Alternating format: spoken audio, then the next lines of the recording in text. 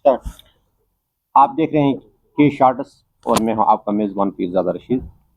नाज़रीन, आपको बताते चले कि आज हमारे साथ जुड़ चुके हैं जीतू चौहान जी, जिनका ताल्लुक हिमाचल प्रदेश से है।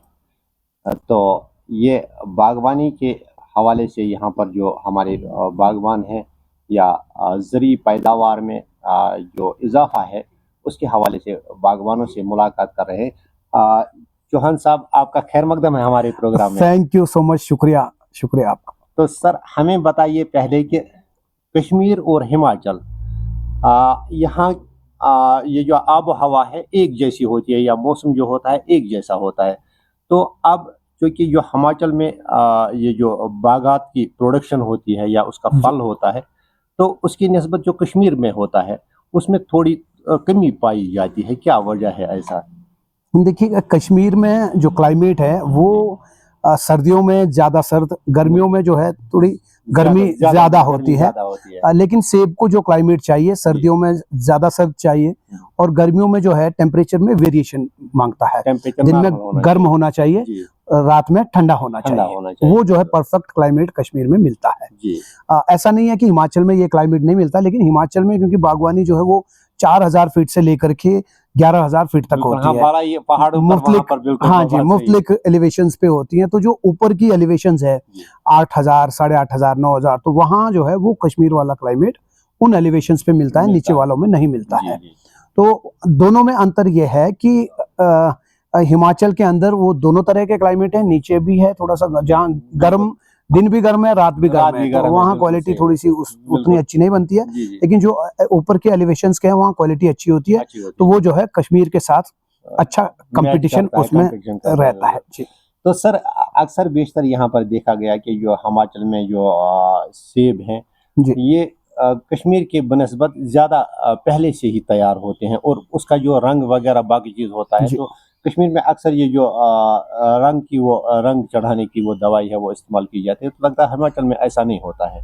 देखिए, हिमाचल और कश्मीर का जो स्प्रिंग सीजन है वो जो है हमारे यहाँ पे जल्दी क्लोज होता है, आपके यहाँ पे थोड़ा सा लंबा समय तक वो चलता है। लगभग 25 दिन का उसमें 30 दिन का उसमें फर्क रहता है, जिसकी वजह से फ्लावरिंग में हमारी थोड़ी जल्दी फ्लावरिंग होती है, आपकी थोड़ी सी लेट फ्लावरिंग होती है।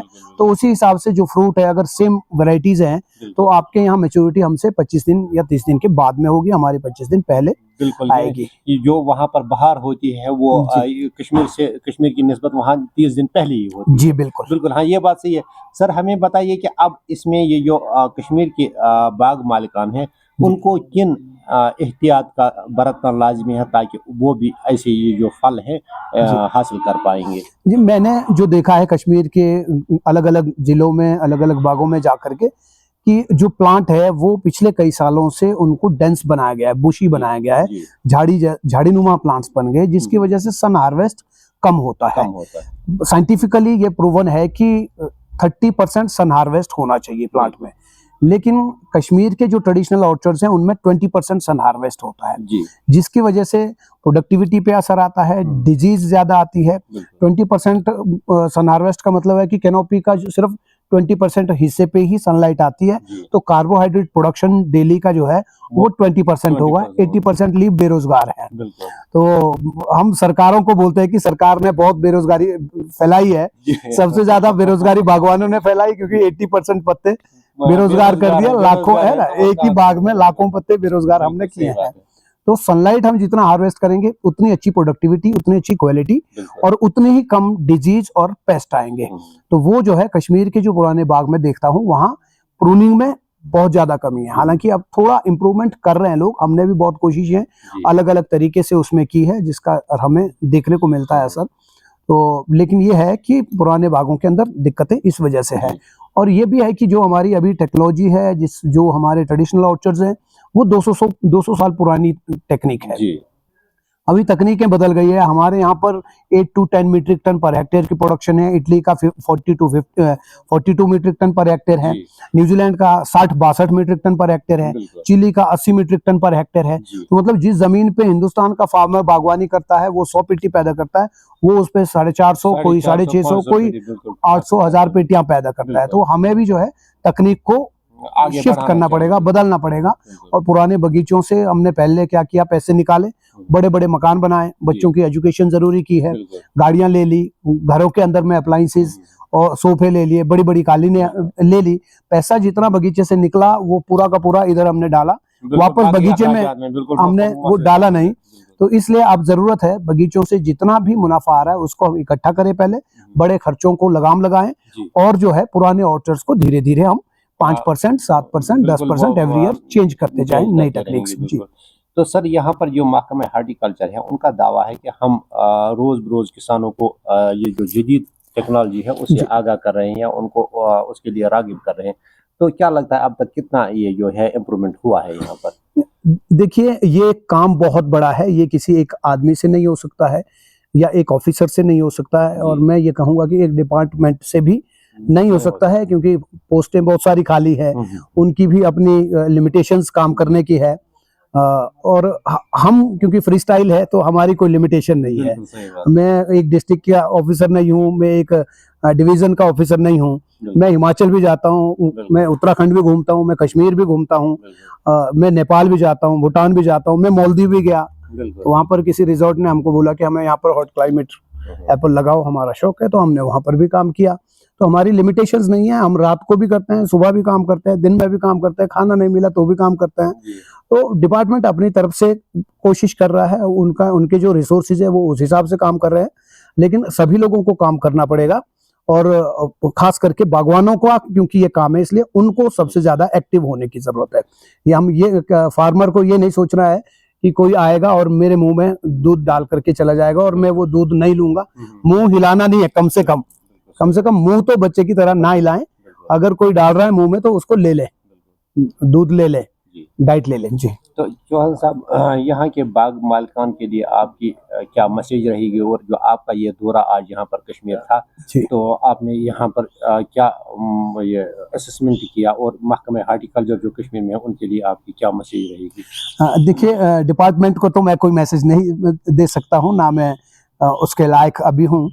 हाँ ये जरूर है कि आपने दे सकते हैं वो उसमें क्योंकि ज्यादा से ज्यादा वो मशवरा उनके लिए काफी हो सकता है। जी मैं, हाँ आप अगर कह ही रहे हैं तो देखिए डिपार्टमेंट्स को मैं इतना कहूँगा कि आप खूब सारी सब्सिडी फार्मर्स को दे रहे हैं, और अवेयरनेस लोगों के बीच में हो, उसके लिए अलग अलग जगह पे प्रोग्राम्स भी होते हैं, और जहाँ से भी हो सकता है लोगों को हेल्प करने के लिए आगे आए हैं। थोड़ा एक्सटेंशन सर्विसेज जो है, लोगों तक अवेयरनेस कैसे पहुंचे उसके जो कार्यक्रम है वो करने चाहिए। और इसके साथ साथ मैं ये कहूँगा कि जैसे एचडीपी है, एचडीपी में सब्सिडीज मिल रही हैं, देर आए दुरुस्त आए, 5-7 साल हुए हैं, और लेकिन मिल रही हैं। ऐसे ही एक टेक्निक है स्टोलेटरी ऑर्चर्ड सिस्टम, जिसको जो है जो आईसीआर की एक फार्मर रिसर्चर बुक छपती है उसमें भी जो है उसका स्थान मिला है, और वो हमारी जो है उसमें एक स्टोरी उसकी छपी है। और भी डॉक्यूमेंटेशन लेवल पे काम हो रहे हैं। स्कॉस्ट से एक स्टूडेंट उसके ऊपर में इकोनॉमिक वो वाइबिलिटीज क्या है उस पर स्टडी कर रहे हैं। एक सेंट्रल यूनिवर्सिटी से एक लड़का है, उसका भी सेंट्रल यूनिवर्सिटी से भी हमको लेटर आया है। तो डिपार्टमेंट भी इसके ऊपर में थोड़ा सा काम करे, ताकि जो नई तकनीक है, अब एचडीपी से जो है लगभग 6 गुना ज्यादा प्रोडक्शन उस पे आती है, ट्रेडिशनल ऑर्चर्ड से 16 गुना ज्यादा प्रोडक्शन आती है, लेबर उस पे 90% कम लगती है, मतलब सिर्फ 10% लेबर लगती है, पेस्टिसाइड का खर्चा उसमें कम है, मैकेनाइजेशन इजी है, परिवार खुद काम कर सकता है, बच्चे काम कर सकते हैं, बुजुर्ग काम कर सकते हैं। तो ऐसी टेक्निक है, उसमें पीछे ना रहे, उसको जो है किसी तरह से लोगों तक पहुंचाने के लिए, चाहे उसमें सब्सिडीज है, एचडीपी ऑर्चर्ड लगा रहे, तो एसओएस के लिए भी उसके लिए भी कोई इस तरह की सुविधाएं अगर कुछ हो सकती है, जो भी उनसे बन पड़ता है उसके ऊपर में जो है वो थोड़ा सा काम करे। बाकी बागवान जो है उनको अब जो है थोड़ा ज्यादा अवेयर होना पड़ेगा, नॉलेज खुद गेन करना पड़ेगा, कुएं के पास फार्मर को जाना चाहिए, और वो हो भी रहा है। खैर कल हमने यहाँ वैशाख कवनार में प्रोग्राम किया था, तो लगभग 50-60 लोग आए थे, नौजवान भी थे, बुजुर्ग भी थे। ये अपने आप में बड़ी बात है, सीखा नहीं सीखा वो अलग चीज है, कम से कम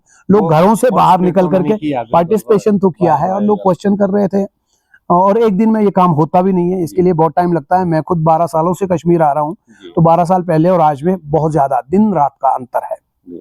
तो सर ये जो आपका ये जो खेत यारी है, ये आपका एनजीओ चल रहा है या ये कोई संस्थान चल रहा है, इसके बारे में हमें बताइए। ये जो आपने टैग लगा रखा है अपने जी, खेतियारी हमारा एजुकेशनल प्लेटफॉर्म है फार्मर्स के लिए। हमारी एक एप्लीकेशन है, गूगल प्ले स्टोर में भी है वो और ऐप स्टोर पर भी उपलब्ध है। फार्मर उसको डाउनलोड कर सकते हैं। उस एप्लीकेशन के ऊपर हमारे ऑनलाइन कोर्सेज बागवानी के हैं। यानी मुझे वो अभी उससे भी हासिल कर सकते हैं बिल्कुल तरबियत वगैरह। बिल्कुल बिल्कुल कोई भी ऑनलाइन कोर्स ले सकता है और घर बैठ के बागवानी सीख सकता है। उसमें 140 से ज्यादा रिकॉर्डेड वीडियो लेक्चर्स है बिल्कुल। और ऑनलाइन क्लासेस 15 दिन में एक बार उसमें होती है। तो चौहान साहब, आपका हमारे साथ बात करने के लिए शुक्रिया। और ये आप यहाँ पर कश्मीर आए, इसका हम बहुत दिल की गहराइयों से आपका शुक्रिया अदा कर रहे हैं कि आप वहाँ से यहाँ कश्मीर आए और यहाँ के हमारे जो बागवान हैं उन तक ये तरबियत आप पहुँचा रहे हैं ताकि उनको फ़ायदा पहुँच जाएगा। तो हमारे साथ शुक्रिया, आगे भी आपसे बातचीत होती रहेगी। तो नाज़रीन, ये थे हमारे साथ चौहान साहब जो हमारे साथ बात कर रहे थे, जीतू चौहान जी, जो हिमाचल प्रदेश से आए हैं और ये यहाँ पर हमारे जो बागवान हैं उनके लिए तरबियत लेकर आए हैं ताकि उनकी जो प्रोडक्शन है किस तरीके से ज़्यादा हो सकेगी। और यहाँ पर इन्होंने जो टिप्स हमारे साथ शेयर किए वो महकमे हार्टिकल्चर या हमारे जो किसान लोग हैं उनके लिए बहुत ही सबक आमोज हैं, या ये कहें कि गोल्डन वर्ड्स हैं।